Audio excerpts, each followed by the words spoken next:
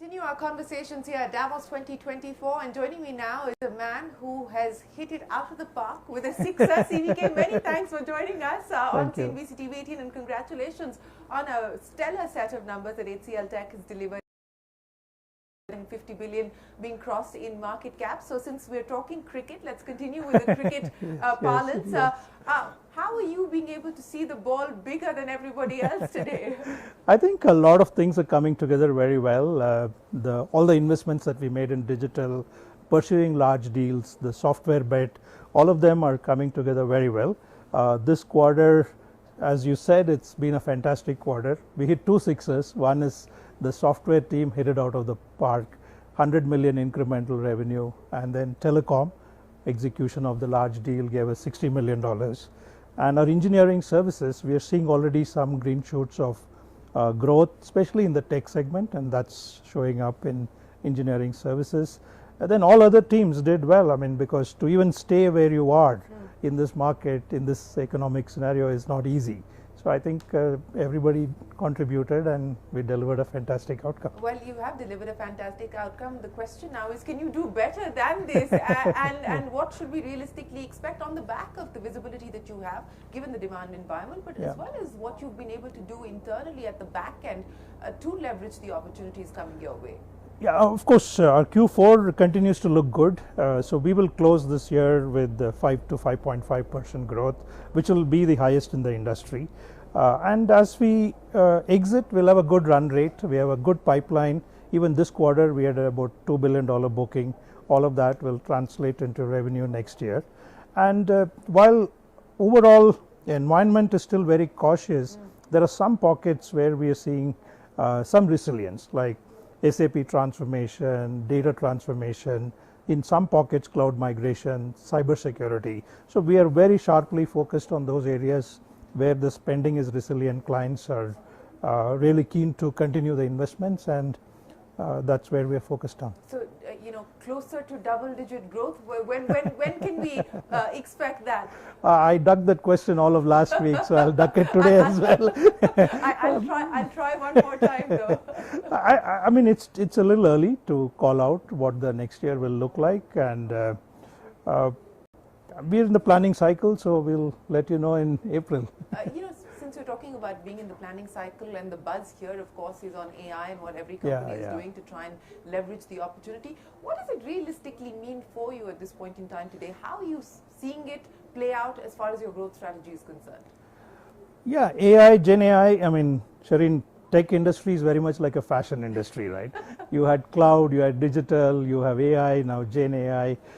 So this is the fashion, and everybody is jumping onto it. The lasts a bit longer than the fashion industry. I think what's happening is Gen AI is going to be the tip of the arrow. I think it can open up a lot of opportunities. It can kind of open up the client's mind with the art of the possible, and if we can kind of guide them in the right direction, the Gen AI opportunities itself will be small, but the surrounding spend, whether it is sorting out all your data infrastructure, your cloud, your security, all of that is where the biggest spend is going to be. And all of this areas we have invested, we have good capabilities. So now we are really leading with a Gen AI consulting approach, which will lead us to a lot more downstream revenue as these programs scale up. Okay, so what could that potentially mean when you talk about downstream revenue, and what kind of investments, incremental investments, you've already made some, but incremental investments given the size of the opportunity that you foresee? See, I think the next set of discretionary spend is going to be around Gen AI. So I think some of the spend on application modernization would moderate, but a lot of that will come in exploiting AI and Gen AI.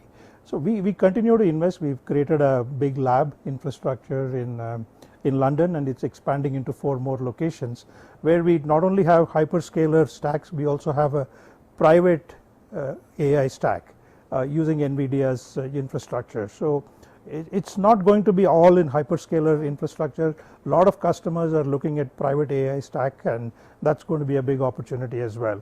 I think all this kind of fits very well with the capability that we have, especially the digital foundation, data and security. These are the 3 big pillars on which this whole opportunity is going to evolve. Well, let's talk about the people pillar as well, because what we have seen across the board for you as well as your peers is that attrition has come down. So what is that going to mean, and you know, how do you, in a generative AI world, I think everyone's trying to grapple with what it means as far as the war of talent is concerned, or the war for talent is concerned. The only good thing is you can get a lot of young people to do some amazing work in Gen AI, right? You don't need a lot of experienced talent.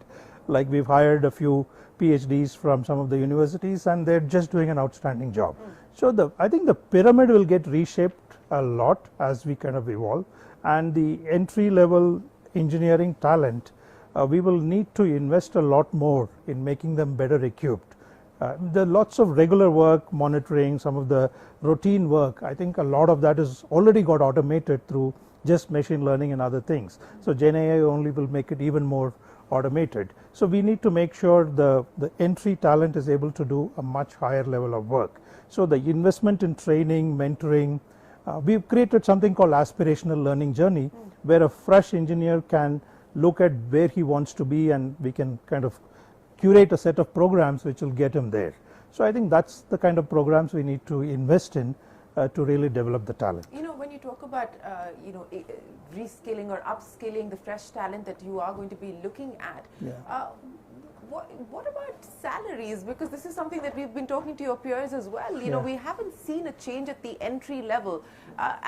Do you foresee that changing anytime soon? We almost increased the entry level by about 30%. That was something which we did just after COVID, and I do think so. To get good talent, you need to increase the entry level salaries. I do believe that. But what, you know, in terms of hiring, just in terms of the numbers, the automation process has of course been carrying on. That continues to be a work in progress. Net hiring, what could it potentially look like? Like for us, we like previous 2 quarters we were declining. This quarter our net headcount grew 3,000 plus people. We hired 3,800 freshers. So we are continuing with our fresher induction journey, and we do think our headcount will continue to grow. While there is going to be more automation, there is going to be a lot more leverage of hyper automation solutions, but it does not, the demand for IT services in mid to long term is very robust, because technology is so pervasively embedded in every industry. So the demand for IT services will continue to be very robust. So no concerns as far as the demand environment at this point in time? There of course there is concerns in the short term, because a lot of discretionary spend is on a hold pattern. But if you take a mid to long term, I would be very optimistic about where the industry is. So on the back of the conversations that you are having here in 2024, and geopolitics of course continues to be top of mind for global CEOs, adding to the uncertain mix already, do you believe that this hold that you just spoke of is likely to continue for longer than expected? Yeah, I mean, this is the first day. I've just finished 3 meetings just before this. I do get a sense of optimism with a few of the 3 or 4 of the CEOs whom I met. But I'm a little hesitant to immediately translate that into tech spending, discretionary spending. I think we'll need to just wait a little bit more before really getting a good view of what this year will look like. You know, 7 years on, CVK, you've delivered industry-leading growth. What are the priorities now for you as far as HCLTech is concerned, beyond delivering on every quarter and bettering every quarter? Shereen, I mean, if you see 7 years ago, we were really focused on 2 areas, engineering and infrastructure services. Today, we are positioned as a full stack technology company, underpinned by a very core engineering DNA, right? So I think we've covered a lot of ground in the last 7 years in terms of client relevance, our employee value proposition, and of course the stakeholder value proposition. We've delivered the highest TSR in the last 10 years, last 9 years, 8 years, 5 years, 3 years, and this year as well. And from an investor's perspective, our market cap has gone from 100,000 crores to 400,000 crores. But I still believe there is a lot more value creation possible, right? Because our software business, we have some of the best products in the world in their category, and they really work, and they can deliver results for very large, complex customers in the world. So I think with that kind of strength in the product portfolio, this business is going to take off at some point in time. So there is a lot more work to be done on that. And the whole engineering DNA that we have today, every industry we see a convergence of IT, OT and engineering, and I think that's where HCL Tech's core engineering DNA will play out. So I think there is a lot more value creation possible. We are going to pivot our value proposition around engineering DNA, and I think that's resonating extremely well. So what could that potentially mean when you say pivot to an engineering orientation? What will that result in from a shareholder's perspective? I think first of all, we'll become relevant to a lot more stakeholders in our client organization. We've been predominantly focused on the CIO and the CTO, but with so much explosion in manufacturing, smart manufacturing, digital manufacturing and R&D, all of this plays into this. So I think we are really opening up a much bigger total addressable market for ourselves. Of course, we have to keep delivering quarter on quarter, and market will tell us. There's no going away from that for you. Exactly. But what's been the biggest learning for you, CVK, as you've led HCL Tech and delivered the kind of performance that you have? I think the most important thing is really carry the people with you, right? We've had an exceptionally stable leadership team. I think it's because there is a lot of empowerment, there's a lot of entrepreneurship opportunities within HCL Tech, and just bringing all that together and just respect people and carry them along, and they will do miracles. You talked about stable leadership at HCL Tech. Are you surprised by what we're seeing happen at some of your peers with exits, but not just exits? Now matters going to court and arbitration over people who've exited. Has it surprised you? No, I'll reserve my comments. It's pertaining to competitors. I'm of course surprised. I mean, I think as an industry, we had pretty stable leadership for a long time. It seems to be rocking in several of other peers, but we're happy to be in a good spot. So priority for 2024 before I let you go? Growth. The one risk to that? I think it's just the macros, I think. And just macros need to improve, a little more client confidence needs to come up, and we're already seeing something. While it is not changed in any meaningful way from last few months to now, but as this year is showing a lot of optimism, now will it really translate to some outcomes is a wait and watch. And finally, before I let you go, I also want to understand from you on how you've built out your equation with Roshni as chairperson, and the alignment between the board's vision as well as the management's execution strategy.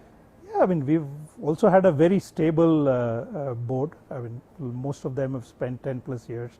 They've been very excellent in really, I mean, many of them have run businesses, so they really understand what a CEO goes through. So they've been very, very supportive in enabling the journey. And Roshni has been amazingly helpful. She brings in a very different set of strengths, and so I think all of that works very well for us. You said the board has been very supportive through the tough times that CEOs go through, and perhaps that is often underappreciated because it's very rarely talked about. What's been the hardest aspect? Yeah, I think when we took the big bet in the software investment, I mean, I very well knew that markets will not like it, but we believed it was the here in Davos. Yes, it was. I strongly believed, we had a lot of conviction this was the right thing. The board backed us up, and now it's really delivering extraordinary cash flows. Now it's kind of growth is picking up. So I think those difficult choices, the board helps you to kind of supports you in making those difficult choices, and I think that's what you really look for. Well, CVK, we wish you the very best of luck and look forward to speaking to you, and wish you all the best with your next set of targets. Appreciate you joining us here on CNBC TV 18. Thanks very much for your time. We are going to take a break here on CNBC TV 18. The conversations will continue. Don't go anywhere. We're back in a moment with more. Okay.